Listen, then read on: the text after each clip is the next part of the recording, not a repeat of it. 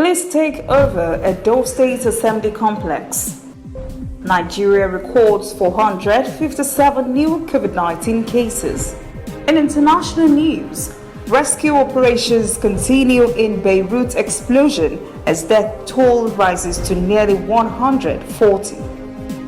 And in sport, Nadal, Kyrgios withdraw from US Open.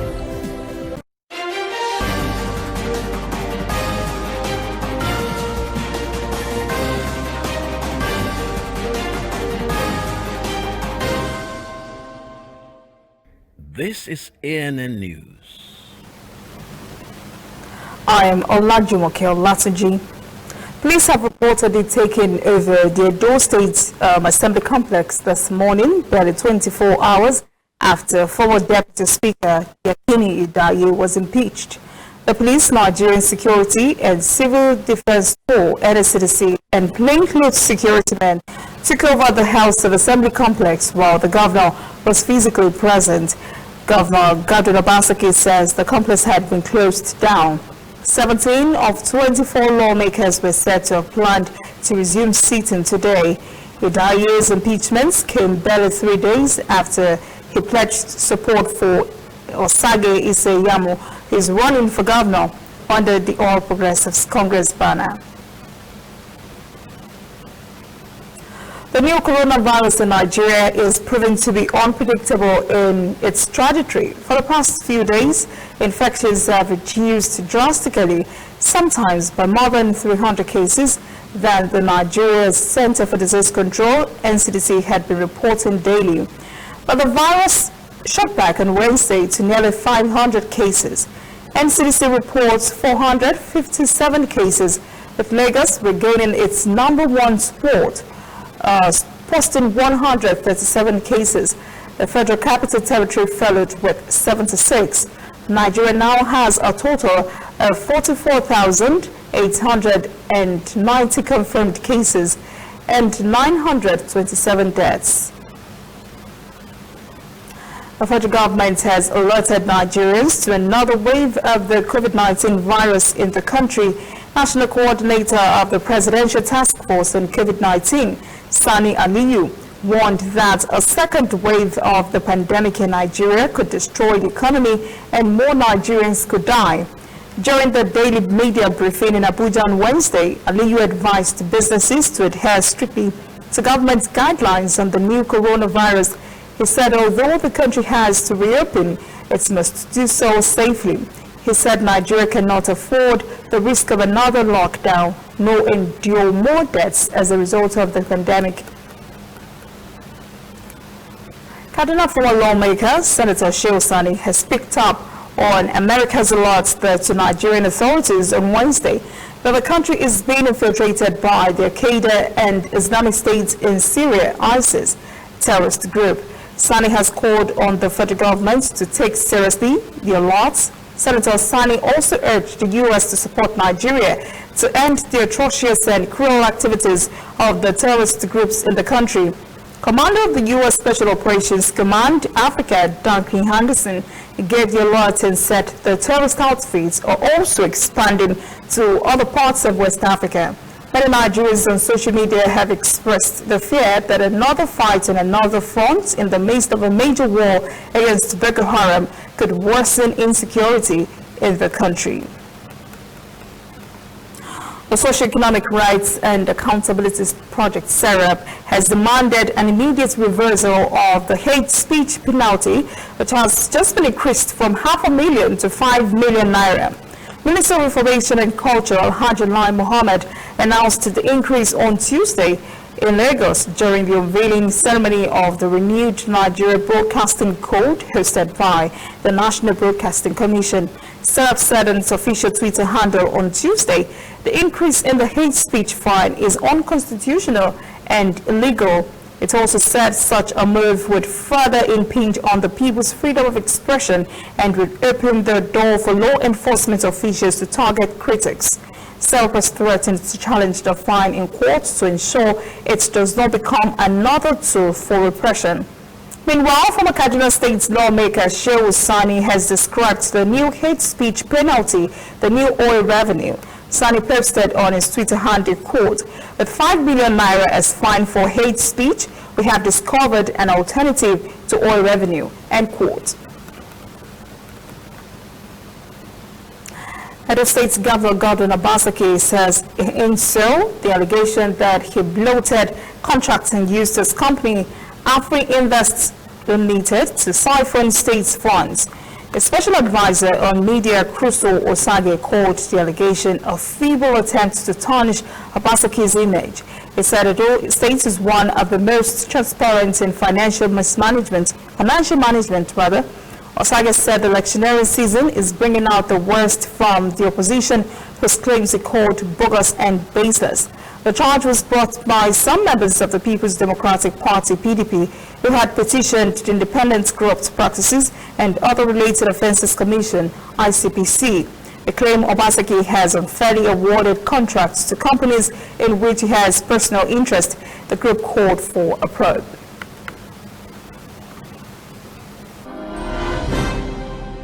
Coming up, African stories. South African consumers face rising debts as COVID-19 lockdown takes a bite. And later, international news.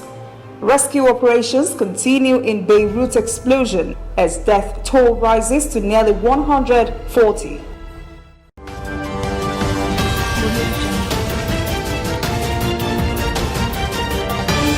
You are watching ANN. Somewhere in the world, every second of the day, news is happening. And of course, Nigeria is bustling with news day and night.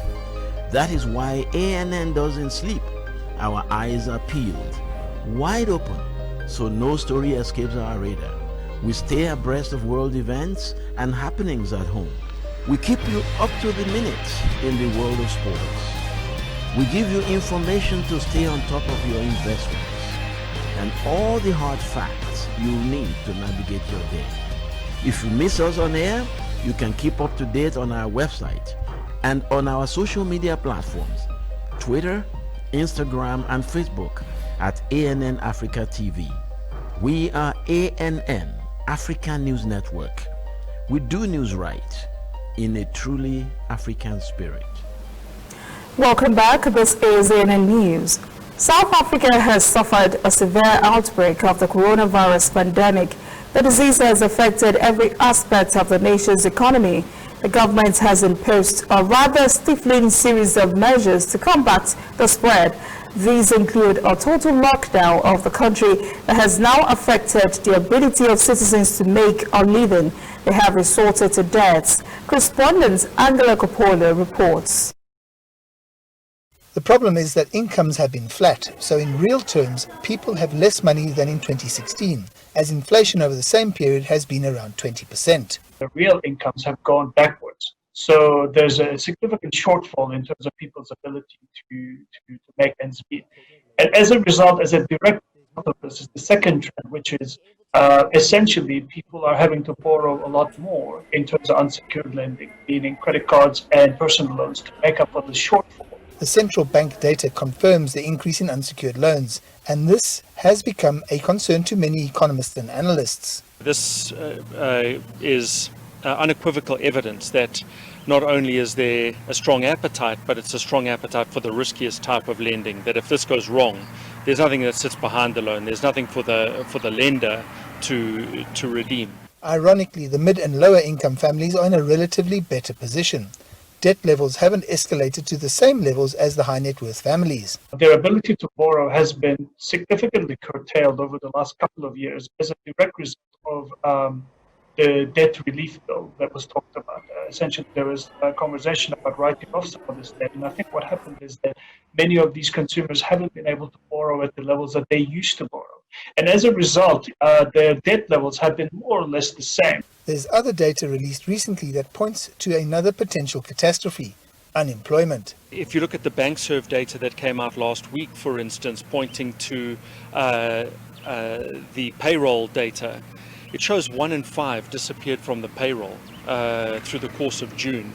And then alongside that, those that stayed on the payroll, substantial evidence of downward wage or income pressure.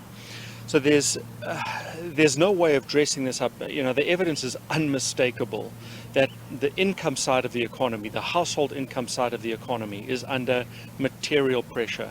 The data really is around that first part of the national lockdown, and we're going to see more pain as more information gets released about the following months. COVID-19 measures combined with other conditions have forced Zimbabwe into a worsening food crisis. The conditions contributing to the problem include the coronavirus lockdown, a crackdown on informal trading to stop the spread of the virus, and the effects of a prolonged drought. Correspondent Faraya Wakutuye has the details.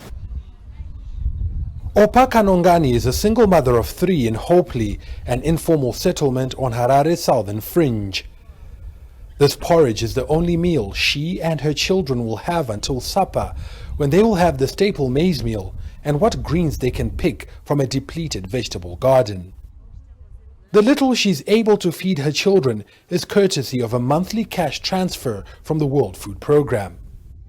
But the funds have been eroded by a deteriorating economy where the local currency has depreciated and inflation is soaring. I get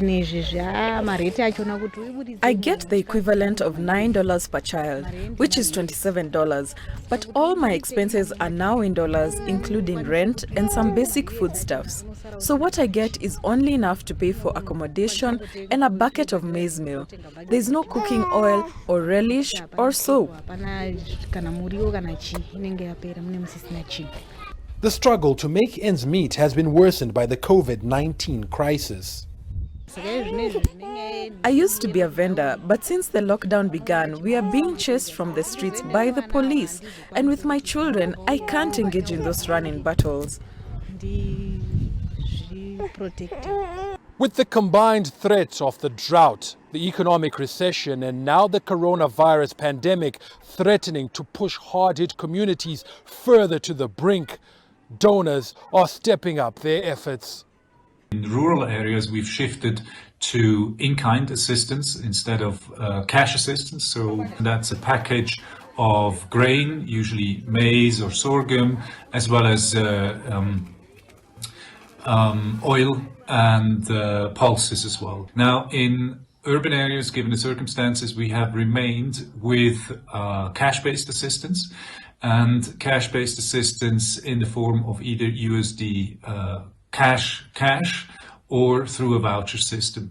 Either way, given inflation, we have adjusted the transfer values over the past couple of months from $9 to now $12 per person per household. Hopefully, that will be accompanied by an improvement in the economy so that vulnerable families like Opa's can survive the impending emergency. 90% of the economy on the island of Norbe in the northwest of Madagascar depends on tourism. Struck by the coronavirus pandemic, since last March, activities have come to a complete standstill. To give help to residents and tourism operators, the Malagasy President, Andrew Rajoelina, visited the island. While speaking to tourism operators, Rajoelina said the government will partially reopen tourism on the island by October. He also said the government will promote and support workers in the tourism sector with a training program. The Economic and Development Board of Madagascar says tourism has been hit by COVID-19. The board says 97% of businesses in the tourism sectors that stayed open during the lockdown registered huge losses as a result of the pandemic. When we return, international news. Rescue operations continue in Beirut explosion as death toll rises to nearly 140. And later, sport. Nadal, Kyrgios withdraw from US Open.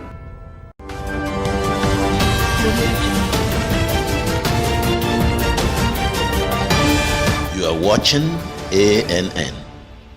Whether in your house, at your office, on your phone or online, we are there.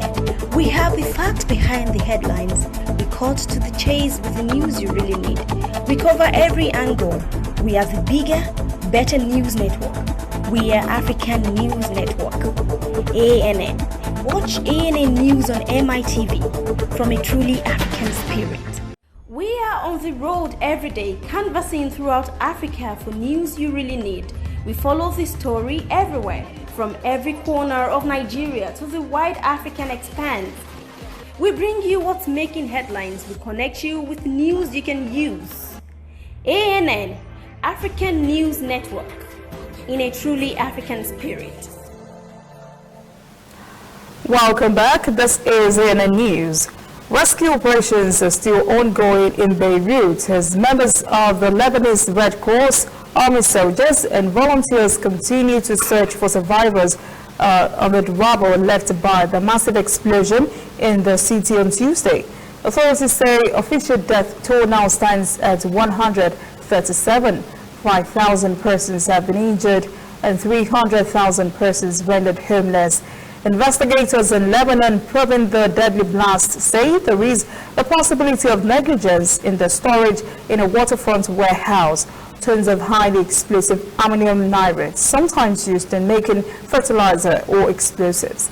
The government has ordered house arrest of several port officials and handed control of security in the city to the military. Lebanon's leading Druze politician, Walid Jumblat, has called for an international investigation into the Beirut port explosion, saying he does not trust the government. The ammonium nitrate has been in that port warehouse for 6 years after it was unloaded from a Russian ship impounded in 2013. Heads of Beirut port and the customs authorities say they had written to the judiciary several times asking that the chemical be exported or sold to ensure port safety.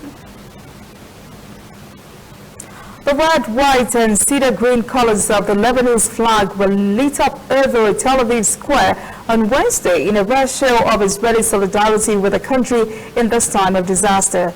Israel and Lebanon have not had a good relationship for generations, but this has not stopped Israel from displaying humanitarian spirit. Respondent Stephen Fried has more. Displaying Lebanon's flag in central Tel Aviv is a historic moment for Israel. The obvious message is one of support for the Lebanese people. I came from Jerusalem with my husband to see the flag here. Lebanon is a very beautiful place and it's mean to us as an Arab, it's mean to us a lot. Israel and Lebanon's history is riddled with conflict, war, invasion and infiltration. The relationship between the two countries is characterized by tense anticipation of when the next major conflict will play out. I will be very happy to help them humanitarily, but not to put on a flag. In recent weeks, Israel reinforced troops along its border with Lebanon in anticipation of a possible strike. The Tel Aviv display is one of several gestures on the part of Israel aimed at helping Lebanon's citizens in the wake of the blast. Israel's defense and foreign ministries offered humanitarian and medical aid, and northern Israel hospitals signaled their willingness to absorb the overflow of injured Lebanese. Israeli officials say aid proposals to, quote, enemy countries aren't unusual. In 2017, Israel offered post-earthquake help to Iran and Iraq, and throughout Syria's nearly 10-year civil war, hospitals have treated wounded Syrians who are able to make it to the border. Millions of people around the world have been working remotely for months now because of the coronavirus pandemic. Experts are now wondering if this could be the future of work as Turkey considers this mode of work as a new normal. Correspondent Michael Badavid has more. When COVID-19 hit Turkey in March, millions began working from home. The adaptation was a challenge for many. But one of the country's global textile brands, Silk and Cashmere, transformed it into an opportunity. The company decided to shut down its head office and officially transitioned to a remote workforce. One of the major benefits is financial. By closing your head office, obviously you're making savings on the rent, you're making a lot of savings on transportation, you're making savings on certain IT costs. So we were actually able to decrease our head office expenses by 70%, which is incredible. And in the long term, this is going to amount to a very, very significant sum. Before making the decision, company employees were consulted. And the first thing we did was, after a couple months, we went to our employees and we asked them how they felt about it, how happy they were, if they felt they were more productive, if they had any needs that they couldn't fulfill from home. And so after we got this input from them, we realized that the majority were much more happy, and the majority also felt that they were more productive, which is, one of the most important aspects. Zamanpour stresses that for success, the company holds regular online meetings and sets specific targets for each department, but gives employees a lot of flexibility as well. For us, the important thing is if the goals are being met and the work is getting done, it doesn't matter if you're doing it at 3 p.m. or 3 a.m., or it doesn't matter if you're doing it in 4 hours or 8, as long as you're doing what you need to do. Many experts emphasize that in order to increase productivity at home, it's significant to create a comfortable working space, as I've tried to do here. Clinical psychologist Nazan Jankalic says there are several ways to do that. One of the things we advise people to do is to create an office-like environment.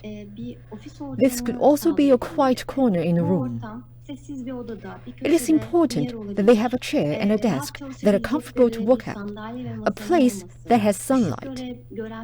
Actually, we urge that they make the working place one that is enjoyable. As the impact of COVID-19 in Turkey is ongoing, many workers want to continue working remotely. Silk and Cashmere may become the leading example of a successful transition to remote working that others will soon follow.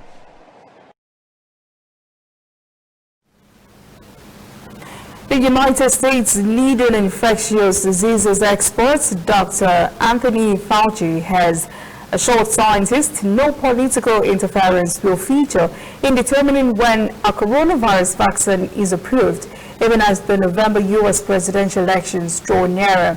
Fauci reviews drug makers will likely have tens of millions of doses of coronavirus vaccines in the early part of next year. Fauci and other doctors on the White House Coronavirus Task Force, including its coordinator, Dr. Deborah Birx, have been criticized by President Donald Trump for portraying the pandemic in a subtle manner. More than 157,000 deaths have been recorded in the United States as a result of COVID-19. Fauci and other medical professionals have urged Americans to wear masks and maintain social distancing to prevent the spread of the virus. Up next, sports. Nadal, Kyrgios withdraw from US Open. Please stay with us.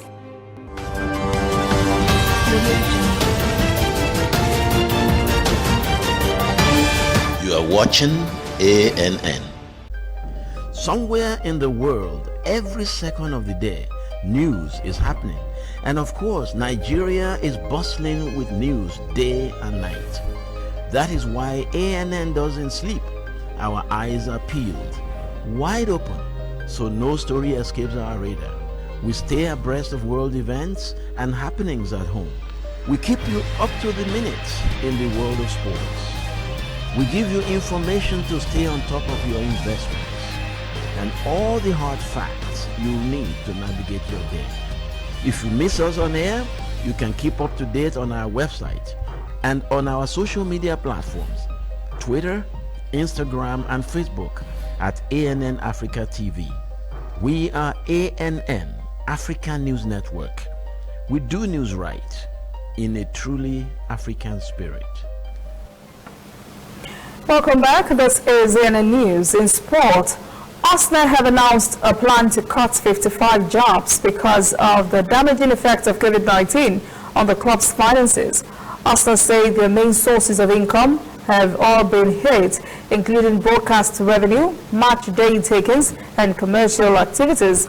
Arsenal's head of football, Raul Sanlei, and managing director say the club's aim is to protect the jobs and base salaries of its people. Rafael Nadal has joined the growing list of no-shows at this year's US Open is pulling out of the tournament just a week before the ATP Tour season is to kick off next Friday. First in the schedule, the Cincinnati Masters will take place at Flushing Meadows next New York. The US Open will follow right after. Several players have already voiced their concern about the event holding amid the COVID-19 pandemic. Both Nick Kyrgios and women's world number one Ashley Barty have pulled out of the tournament, and now 19-time Grand Slam champion Nadal has announced he will not compete for the same coronavirus concerns. Roger Federer won't be there either. He's recovering from a knee operation.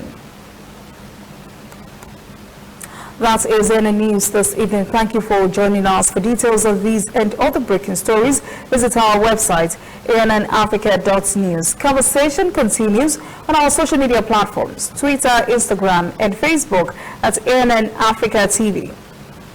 I am Olajumoke Olatunji. Have a pleasant evening.